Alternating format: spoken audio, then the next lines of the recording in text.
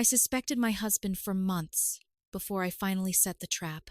One Friday morning, I kissed him goodbye, started my car so he would hear me leave, then slipped back inside through the side door and hid in the guest room closet. 5 minutes later, I heard him on the phone. "She's gone, sweetheart. Come now. We have hours." That was the moment my 24-year marriage died. My name is Anis Martin. I'm 52 years old, and I'm an architect in Madrid. For 24 years, I believed I had a solid marriage with my 8-year-old husband, Victor Martin. We married when I was 28 and he was 24. We raised 2 children, Ivana, 26, and Leo, 23, and built a comfortable life in a 3-story house outside Madrid. I founded my architecture firm 18 years ago and became the main provider. Victor stopped working after our first child was born. I paid the mortgage, utilities, cars, vacations, tuition, everything. I never resented him for it. I thought that was what marriage meant.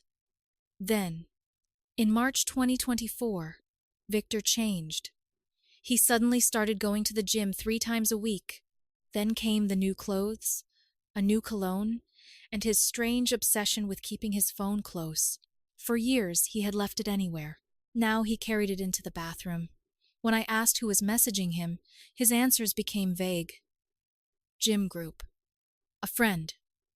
Nothing important. Then one name started appearing constantly. Helena Romero, his personal trainer. Helena says I need more cardio. Helena showed me a new routine. Helena recommended this. There was something about the softness in his voice whenever he said her name that bothered me. By June, Victor began disappearing for hours. Once, he claimed he had gone for coffee with an old friend. Days later, I met that friend by accident. "I haven't seen Victor in months," he told me. That was when suspicion became something darker. On Friday, July 12, I decided I needed the truth. I woke at 6, dressed for work, packed my briefcase, and behaved exactly as I did every morning. At 7:30, I kissed Victor goodbye. "Have a good day," he said. "I love you." For 1 second, I nearly abandoned my plan. Then I walked downstairs, slammed the front door, and started my car. 30 seconds later, I turned it off. I entered through the rarely used side door, removed my shoes, and crept upstairs. Inside the guest room closet, I had already placed a cushion, water, and an empty bottle. I sat in darkness and activated the recorder on my phone. 5 minutes later, Victor's footsteps rushed upstairs. Then I heard his voice. "She's gone, sweetheart." My entire body froze. "Come now. She won't be back until after 3. He laughed. "We have the whole house." I stared at the red numbers counting upward on my screen. I finally had my answer, but I had no idea how much worse it was about to become. At 8:17, the doorbell rang. Victor hurried downstairs. Then I heard a woman's voice. "Hello, handsome." "Helena." I recognized her immediately. "I missed you," Victor whispered. "I missed you, too." Then came the sound of kissing. Their footsteps climbed the stairs. They passed directly outside the room where I was hiding. For 1 terrifying second, they stopped. I barely breathed. Then Helena laughed. "Bedroom?" "Of course. Our bedroom. Our bed." I pressed my fist against my mouth and silently cried in the darkness. Almost an hour later, they went downstairs. I heard the refrigerator open. "Can I eat something?" Helena asked. "Whatever you want," Victor replied. Then he laughed. "Anis paid for it anyway." They both laughed. Something inside me went cold. A few minutes later, Helena asked the question that changed everything. "When are you going to tell her?" "Not yet." "Why?" "I need everything organized first." Victor lowered his voice. "I've already moved almost 15,000 euros. My hand tightened around the phone. "She hasn't noticed?" "No. I move small amounts. 800 here, 900 there. She earns enough that she doesn't check." I felt sick. This wasn't only an affair. My husband was stealing from me. "How much do you need?" Helena asked. 30,000.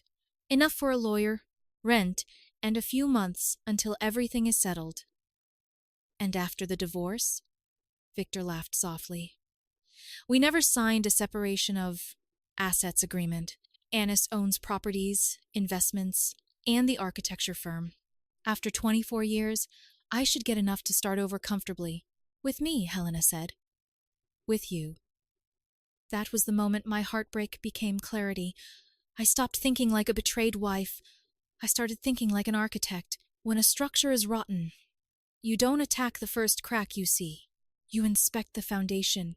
You find every weakness. And only then do you bring it down. So I stayed inside that closet. I recorded everything. Their jokes, their plans, their conversations about my money. Shortly after noon, Helena finally left. Victor went upstairs humming and changed our bed sheets. He even started the washing machine. He thought he was erasing the evidence. He didn't know the most important evidence was sitting less than 10 meters away. At 12:40, I finally crawled from the closet. My legs were numb and my back was burning. I immediately uploaded the recording to multiple cloud accounts. Then I slipped downstairs, grabbed my briefcase, and left through the garage. I drove until I reached a quiet park. There, sitting alone in my car, I opened our bank statements. 850 euros, 1,000, 200 euros, 920 euros, 780 euros, 1,100 euros. More withdrawals followed. I added them together. 14,720 euros, almost exactly what Victor had admitted taking. My first instinct was to drive home and confront him, but I stopped myself. If I confronted him now, he would know I was watching. He could move more money, destroy evidence, warn Helena, hire a lawyer. So instead, I searched for private investigators in Madrid. One agency stood out, Paredes Investigations. I called. A man named Gonzalo Paredes answered. I told him everything. When I finished, he remained silent for several seconds. Mrs. Martin, he finally said, once I start investigating, you may discover things you wish you didn't know. I looked through my windshield at families walking through the park. I already know my marriage is over, I said. Now I want to know how deep the lie goes. That afternoon I returned home at 3:17. Victor appeared from the kitchen, wearing a shirt I had never seen before. He smiled as if nothing had happened. How was work? I looked directly into the eyes of the man who had betrayed me in our own bedroom only hours earlier. Then I kissed his cheek. Productive, I said. Actually, it was very revealing. Victor smiled. He had no idea that while he thought he was preparing to leave me, I had already started preparing to dismantle everything he was planning. 3 days later, I met Gonzalo Paredes in his office. He was 58, gray-haired, sharply dressed, and carried the exhausted expression of a man who had spent decades documenting other people's secrets. I can give you 2 weeks of surveillance, he said. Photos, video, locations, detailed reports. How much? 2,800 euros. Do it. For the next 14 days, I lived 2 lives. Every morning, I woke beside Victor and pretended everything was normal. We drank coffee. We discussed groceries. He asked about my projects. Sometimes he kissed my cheek before I left. Every touch made my stomach turn, but I smiled. Meanwhile, Gonzalo followed him. The first report arrived on July 17. Victor entered FitLife Gym at 10:52. Helena was waiting for him. They trained for an hour, touching far more than any trainer needed to touch a client. At 12:15, they left separately. Victor followed Helena's car to an apartment in Malasaña. They entered together. 2 hours, and 40 minutes later, they emerged. The photographs needed no explanation. 2 days later, Gonzalo captured Helena entering my house. She had her own key. That detail hurt almost more than the affair itself. Victor hadn't merely betrayed me. He had given another woman permanent access to my home. Over 2 weeks, Gonzalo documented 14 encounters my house, Helena's apartment, hotels, restaurants. Then, on July 25, he recorded a conversation that changed everything. Victor and Helena were sitting in the gym cafe. Victor said, "I'm almost ready. When I reach 30,000, I'll have enough to leave." Helena asked, "What about the kids?" Victor lowered his voice. "Ivana and Leo already know."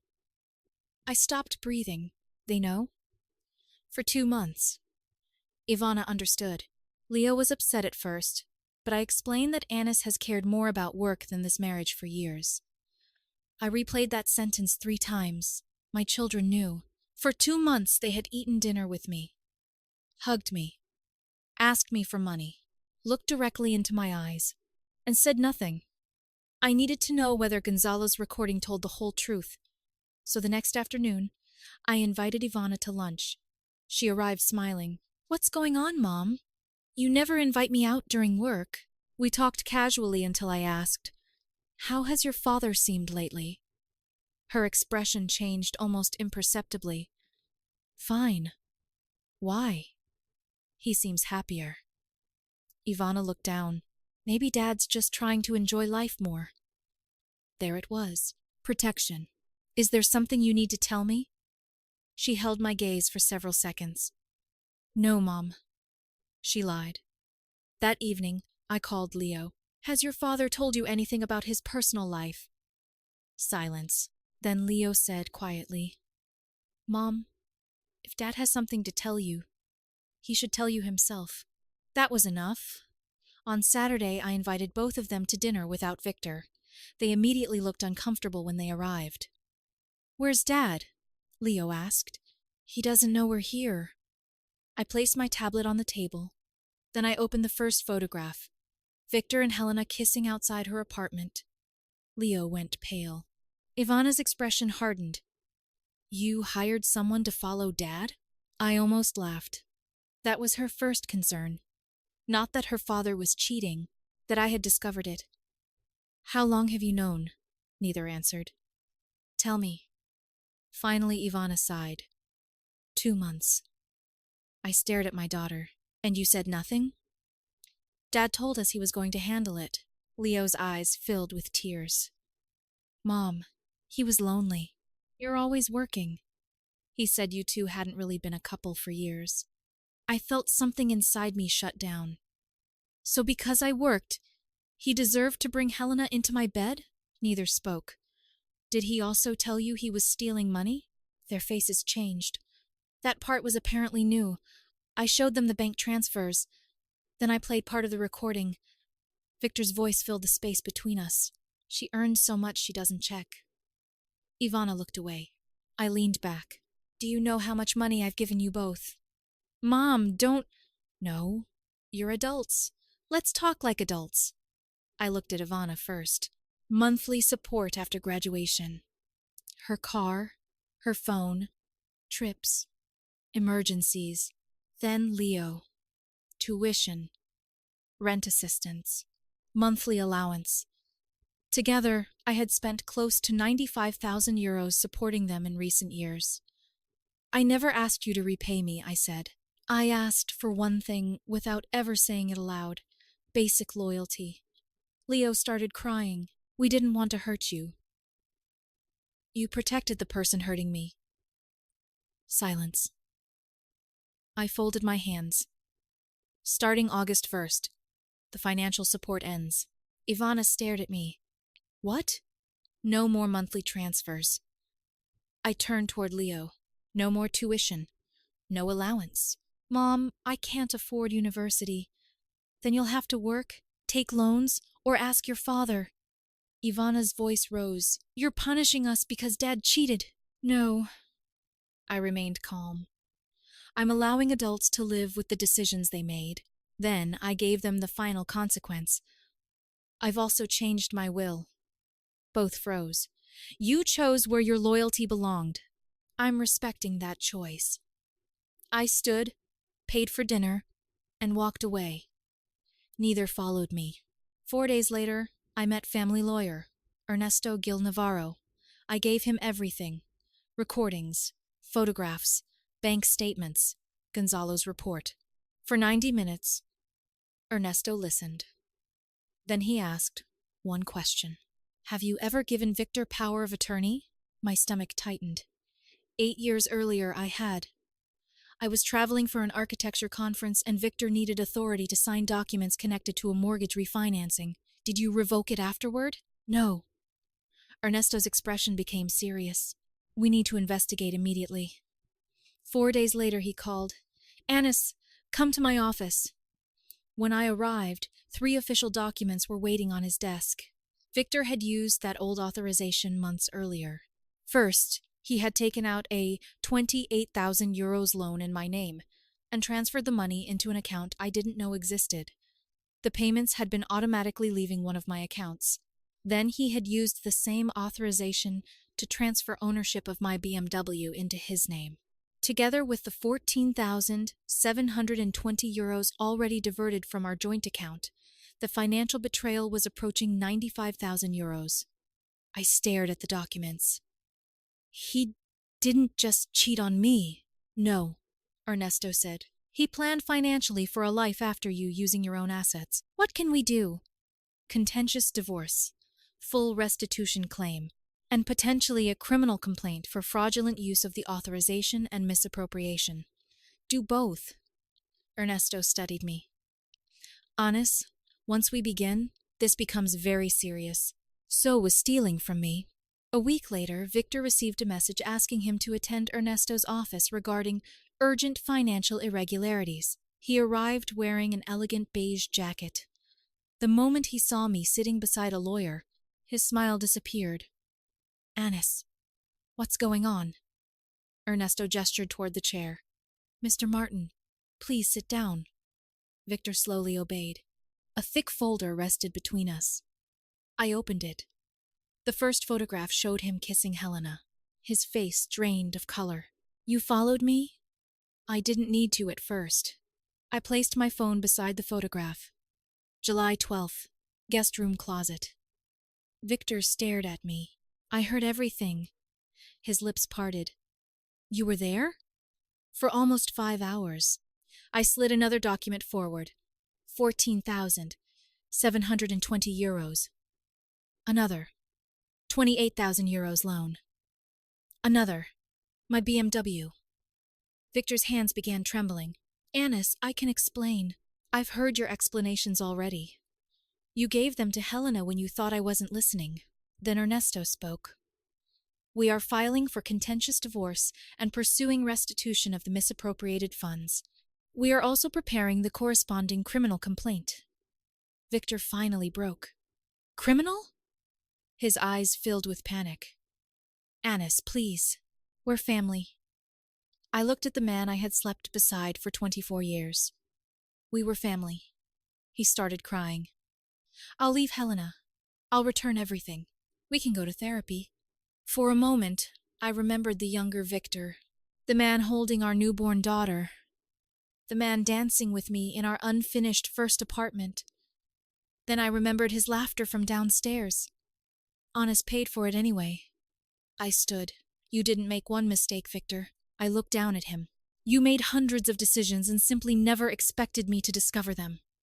His face collapsed. But Ernesto wasn't finished. He pushed the divorce documents across the table. Victor stared at them. Then he whispered, Are you trying to take everything from me? I picked up my handbag. No. I walked toward the door. I'm taking back everything you thought you could steal. Behind me, Victor began sobbing. And for the first time since that morning inside the closet, I didn't feel like the person being trapped. Victor was. And he still didn't know how much worse things were about to become. 2 days after I confronted Victor, Helena contacted me. What you're doing to Victor is cruel. Your marriage was already dead. He found happiness with me. Accept it and move on. I didn't reply. 20 minutes later, another message arrived. Withdraw the criminal complaint. You're taking this too far. Then, if you don't stop, I can make problems for your business. Don't underestimate me. That one mattered. I screenshotted everything and sent it to Ernesto. Don't argue with her, he told me. Every threat strengthens our position. So I stayed silent. Helena kept messaging until I finally sent one response.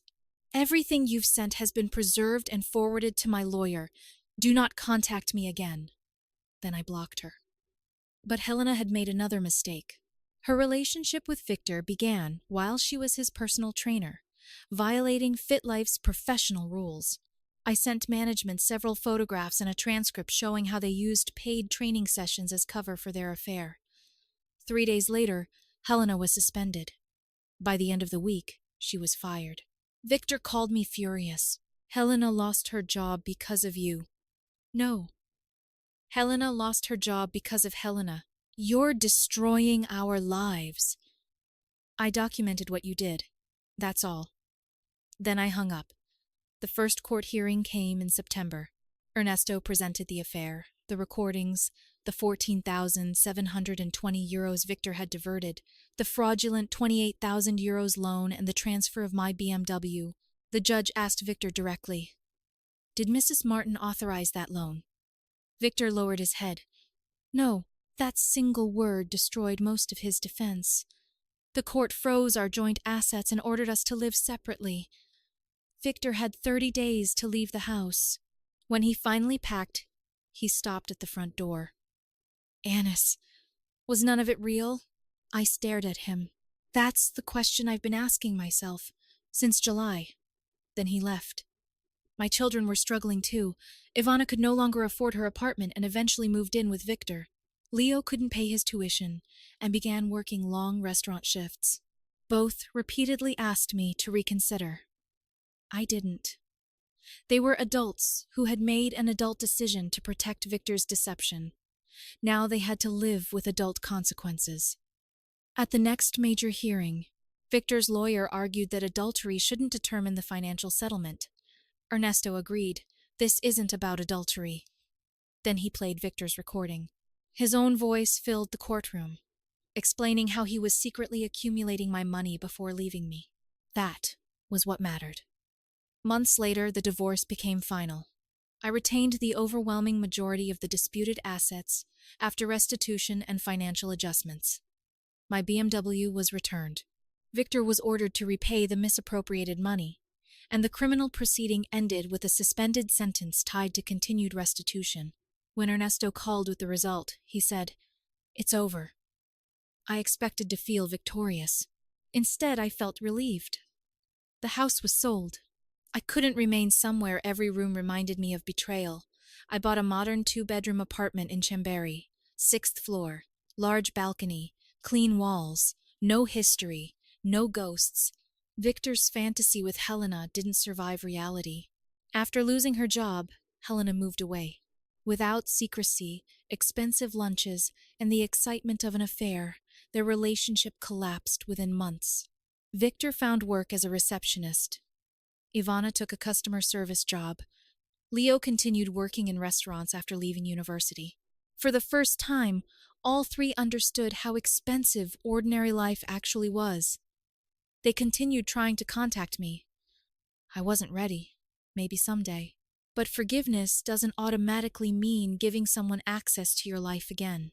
I started therapy. I reduced my working hours.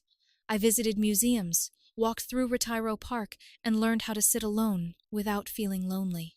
Eventually, I met Daniel Ortega, a 50-year-old structural engineer. Nothing dramatic happened between us. Just dinners, conversations, and slow trust. He knew my entire story, and he never asked me to heal faster than I could. It's October 2025 now. More than 2 years have passed since that morning inside the closet. I'm sitting on my balcony drinking coffee when my phone vibrates. Unknown number. Probably Victor. I let it ring. Last week, Leo appeared at my office and left an envelope with my secretary. It's still inside my desk drawer. Unopened. Maybe one day I'll read it. Maybe one day my children and I will speak again. But trust isn't restored because someone finally regrets the consequences. It's rebuilt through actions, time, consistency. I no longer hate Victor. I don't hate Helena.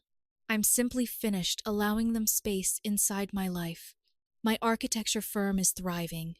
Daniel and I are still taking things slowly, and my apartment is peaceful. Sometimes I think about the woman sitting inside that dark closet, believing her entire life was collapsing. She was wrong. As an architect, I should have understood. Sometimes demolition isn't destruction. Sometimes a structure becomes so rotten that tearing it down is the only way to build something safe again. My phone vibrates once more. I turn it face down. Daniel is meeting me for lunch. Afterward, we'll walk through Retiro Park. Nothing secret, nothing dramatic. Just an ordinary Saturday. I finish my coffee and look around my apartment. No lies, no stolen money, no lover secretly carrying a key. Everything here is mine, including the peace. Especially the peace.